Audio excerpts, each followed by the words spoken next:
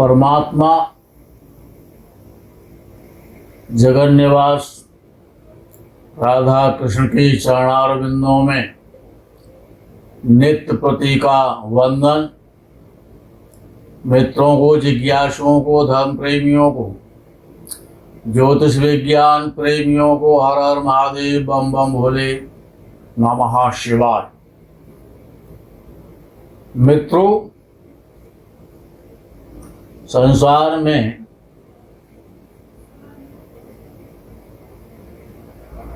गाय, गंगा और गोवर्धन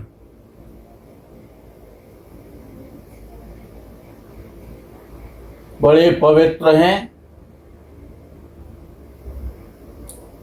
समस्त प्रकार की मनोकामनाओं को पूर्ण करने वाले हैं।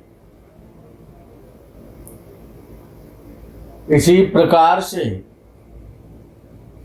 6 शास्त्रों में ज्योतिष शास्त्र, जिसे वेद का अंग कहा जाता है, वेदांग कहा जाता है, वो सबसे महत्वपूर्ण लौकिक और पारलौकिक सुख प्राप्त करने के लिए दैहिक, दैविक और भौतिक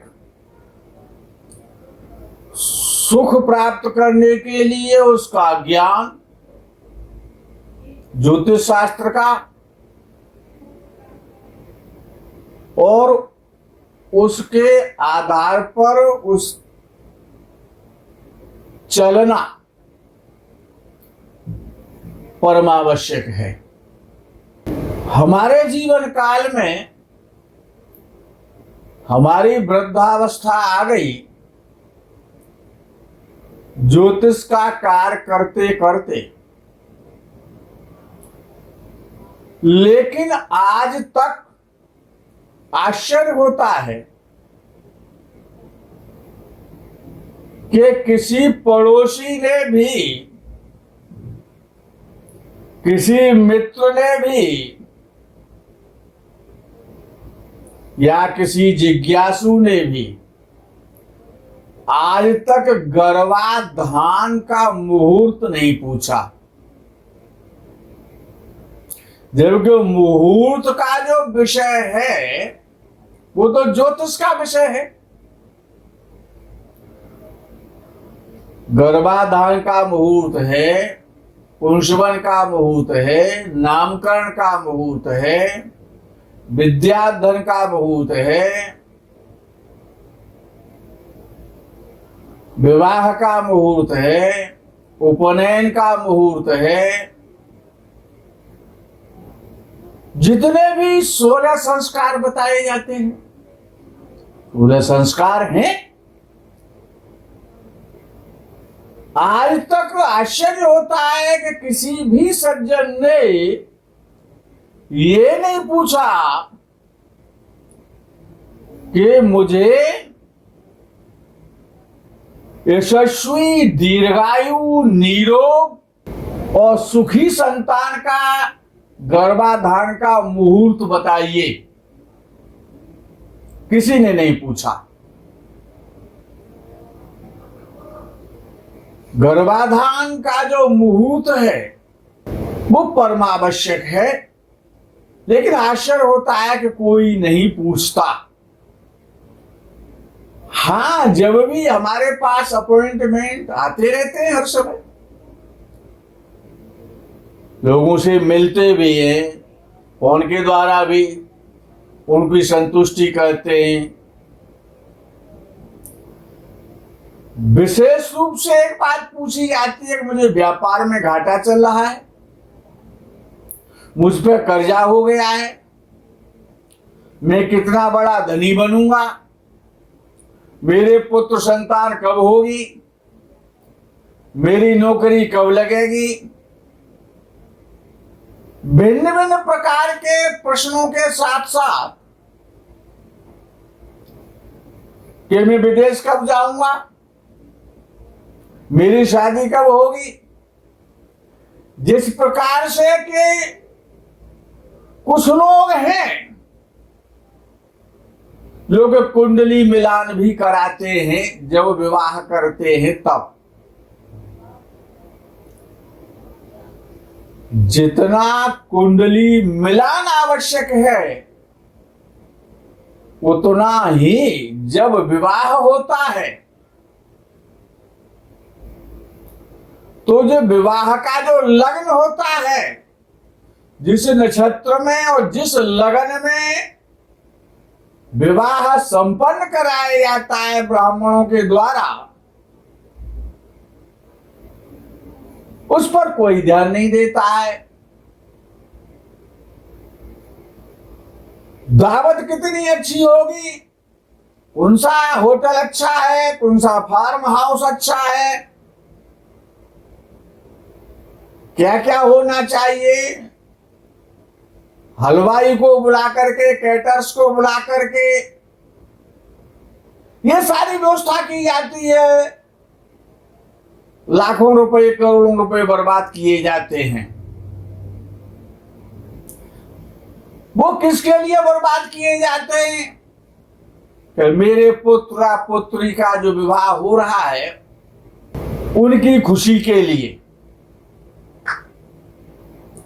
लेकिन जो मुख्य विषय है जिनका विवाह हो रहा है वो लगन कहीं अंधा लगन तो नहीं है जिसमें विवाह हो रहा है, या जिस नक्षत्र में विवाह हो रहा है वो कोई नक्षत्र बद्ध तारा तो नहीं है। इतना महत्वपूर्ण विषय है कि किस नक्षत्र में विवाह होना चाहिए, किस लगन में विवाह होना चाहिए। अच्छा, जब विवाह हो जाता है 4 साल 6 साल 10 साल निकल जाते हैं तो संतान नहीं हो रही है। हम मानते हैं कि वैज्ञानिक साधनों का लोग उपयोग करने लगे हैं संतान की प्राप्ति के लिए, अच्छा है, विज्ञान भी उन्नति कर रहा है। लेकिन ज्योतिष शास्त्र हर समस्या का समाधान है। जैसे कि आपको कहीं घर खरीदना है, कहीं पर भी बढ़िया फ्लैट खरीद लिया, उसमें रहने लगे, किस नंबर के टावर में रहना है, किस नंबर के फ्लैट में रहना है, उस नगर या शहर विशेष में किस डायरेक्शन में रहना चाहिए, हमको जो सोसाइटी का नाम है वो सूट करता है कि नहीं करता है, वो नगर हमारे लिए सूटेबल है या नहीं है, हमारा भाग्योदय किस दिशा में होगा, हमको रहना कहाँ चाहिए, मकान कब खरीदना चाहिए, मकान की चिंता सबको है,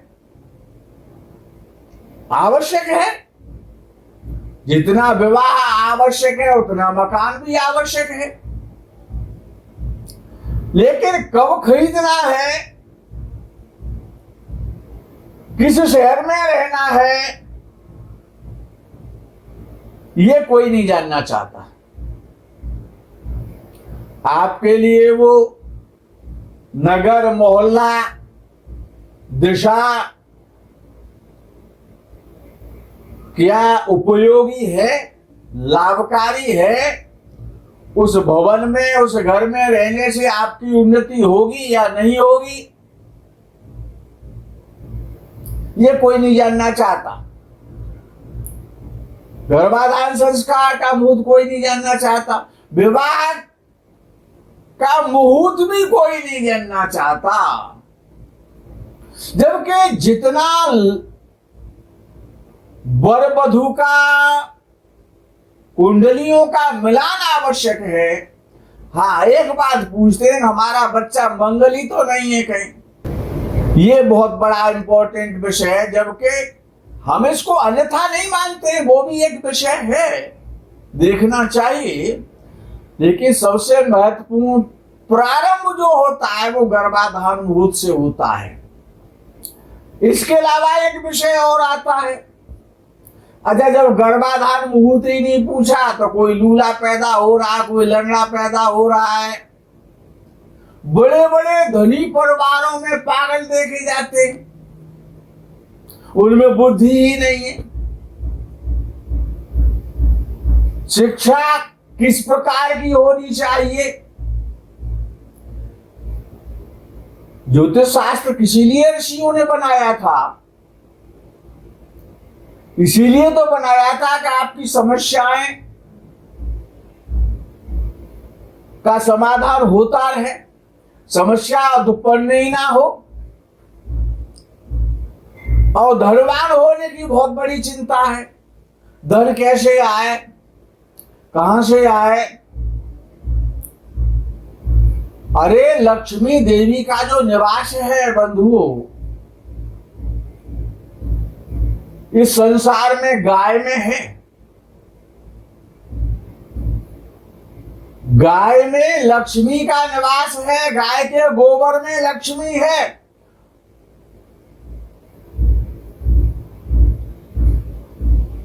अब गाय की सेवा तो कोई करता नहीं है।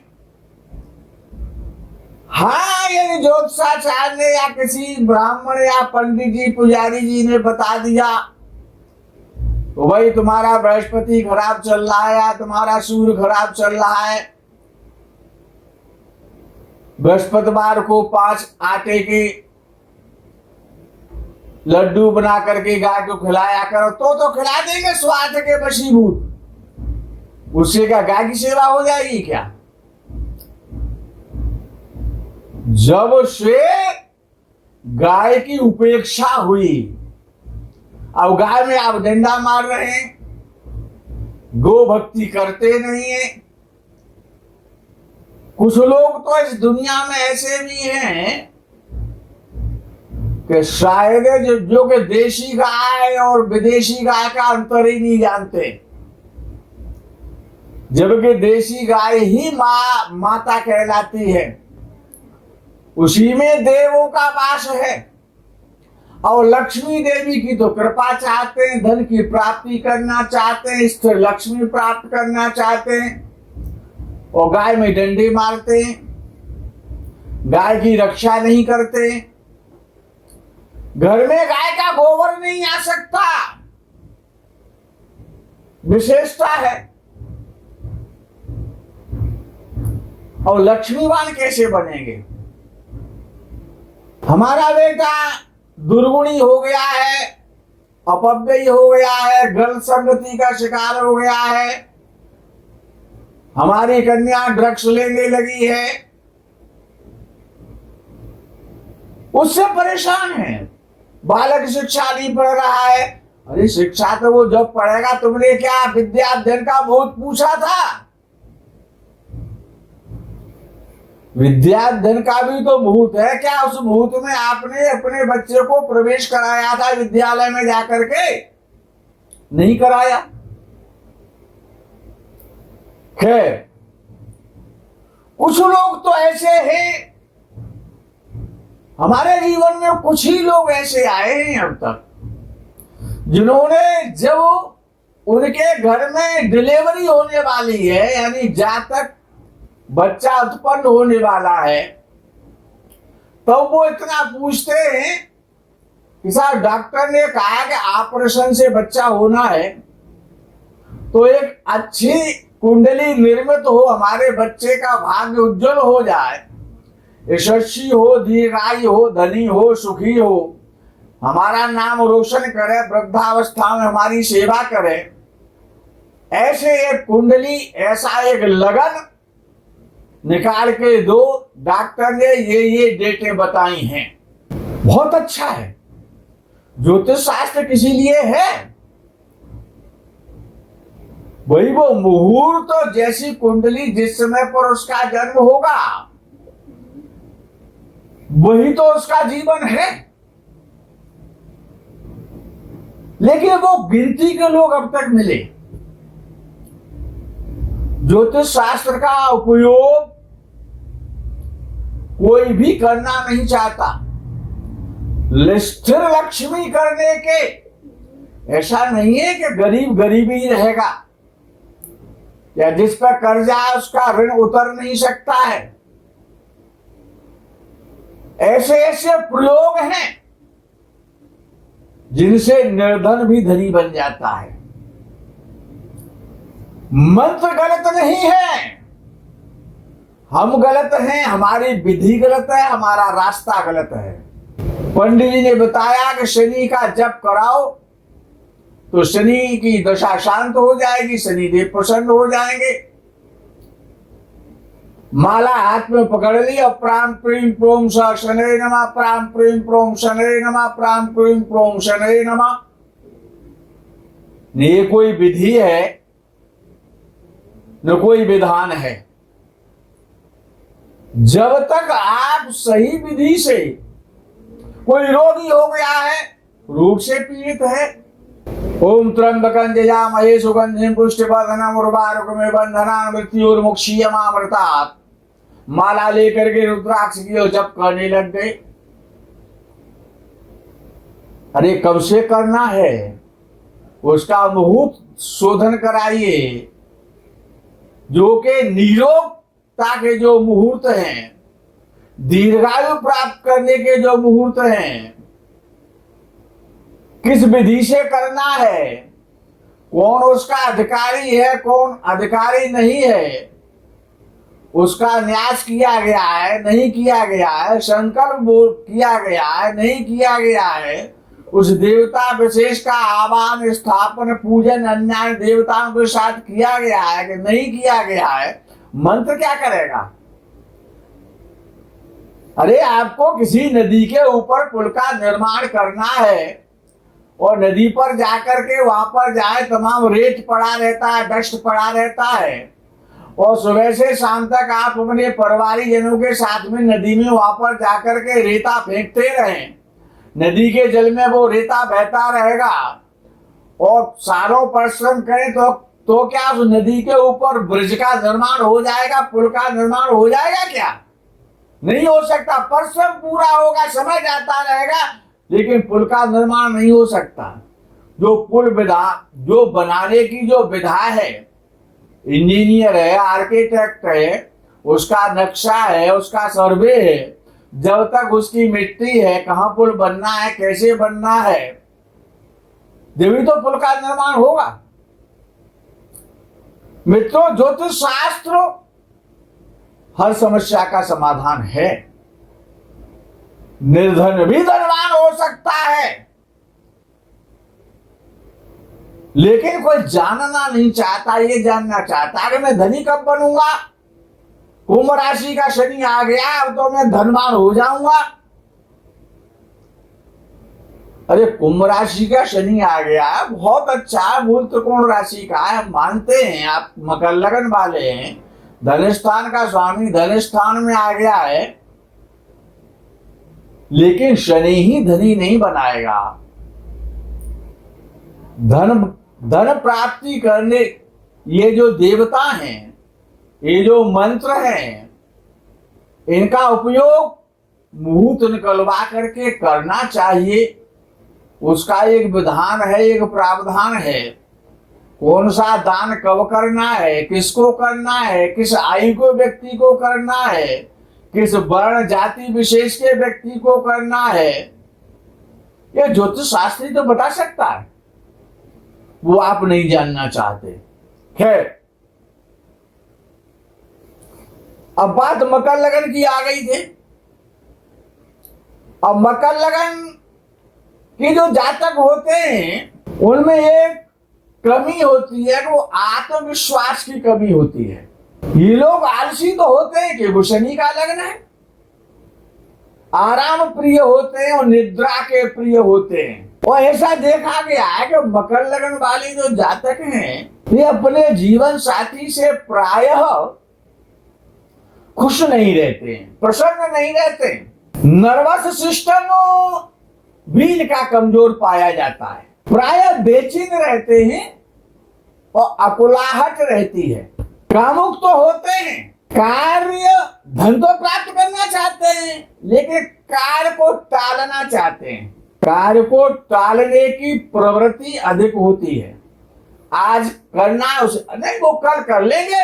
ये भोजन जब करते हैं, किसी भी वस्तु का सेवन जब करते हैं तो उसे चबाते कम है, निगलते ज्यादा है।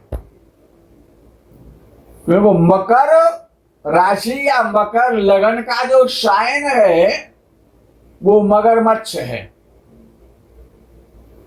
इनके जबड़े और दांत तो बहुत मजबूत रहे होते हैं,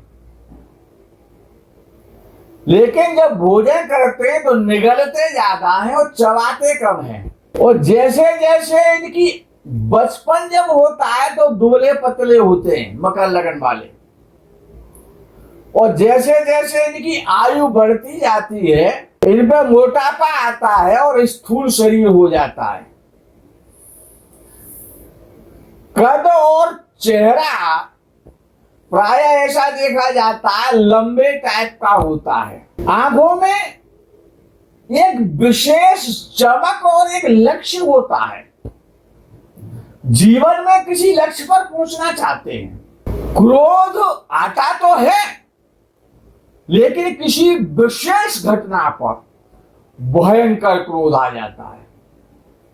लेकिन इनमें एक विशेषता है कि अपने क्रोध को और काबू भी कर लेते हैं मकर लगन वाले। प्राय ऐसा देखा जाता है कि निश्चिंत प्रवृत्ति के, निश्चिंत स्वभाव वाले होते हैं मकर लगन वाले जातक, और एक कार्य करते हुए संतुष्ट नहीं रहते, कई कार्य एक साथ चलाते हैं, कई प्रकार से ये आय करते रहते हैं और भावुक होते हैं, भावना प्रधान होते हैं, धार्मिक होते हैं। और ऐसा देखा जाता है इनका प्रेम जल से ज्यादा होता है।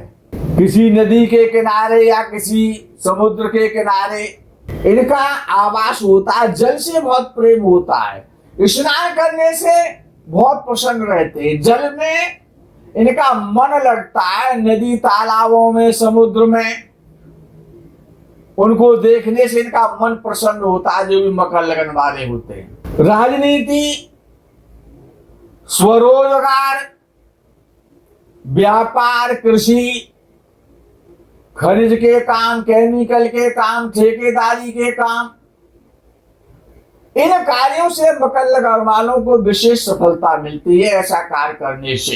ये नेचुरल है। यदि लगन अशुभ प्रभाव में हो तो स्वार्थी हो जाते हैं, लालची भी हो जाते हैं, कृपणता भी आ जाती है। जीवन में वायु प्रधान होते हैं तो वायु के रोग, जैसे गठिया का रोग है, जोड़ों के दर्द है, पाचन शक्ति का कमजोर होना है, पेट गड़बड़ रहना है। और वृषभ राशि और कर्क राशि और कन्या राशि वालों से, या वृषभ, कर्क और कन्या लगन वालों से इनकी अच्छी पटरी खाती है। उनके साथ साझेदारी और मित्रता बहुत लंबे समय तक चलती है। लगन बलवान हो और लगने शनि भी बलवान हो यदि मकर लगन वाले का, तो जहां तक तमोगुणी और राजसी प्रवृत्ति का, सांवले रंग का और लंबे शरीर का और धीरे चलने वाला होता है। चौथे या आठवें घर में शनि हो तो माता का सुख कम मिलता है मकर लगन वाले को, लेकिन आयु बहुत दीर्घ होती है जातक की। और यदि शनि 11वें भाव में हो तो निम्न स्तरीय लोगों से ऐसा जातक बहुत धन कमाता और उद्योगपति बन जाता है। जीवन में मकर लगन वालों के लिए प्राय जिम्मेदारियां जल्दी आ जाती हैं। जातक जिनका भी मकर लगन होता है बचपन में बहुत से घरेलू और बाजारू कार्य छोड़ करके खेल पसंद करते हैं, खेलने के शौकीन होते हैं। मकर लगन जिनका भी होता है वो जुझारू किस्म के होते हैं और इनमें मेहनत करने की, परिश्रम करने की बहुत क्षमता होती है। अपने अनुभव के आधार पर हम ये कह सकते हैं कि ये बड़े परिपक्व और जल्दी धनी बन जाते हैं। जैसे जैसे इनकी उम्र बढ़ती जाती है, चिंता तो रहती है, लेकिन ये धनी होते जाते हैं। मित्रों, मकर लगन बड़ा प्रभावी लगन है, दीर्घायु प्रदान करने वाला। हाँ, एक कमी तो रहती है जीवन में कि प्राय स्त्री से थोड़ी परेशानी तो जीवन में आती है। स्त्री पक्ष इनका कमजोर रहता है और मन पर भी अंकुश नहीं रहता है। मकर लगन बड़ा प्रभावी और अच्छे व्यक्तियों का, धनवान लोगों का लगन पाया जाता है। यदि लग्नेश और लगन अच्छा हो, श्रेष्ठ प्रभाव में हो तक। मित्रों, आज के प्रकरण को यही विराम करेंगे। आशा है कि जितना विवाह मुहूर्त आवश्यक है, उतना ही कुंडली मिलाना आवश्यक है।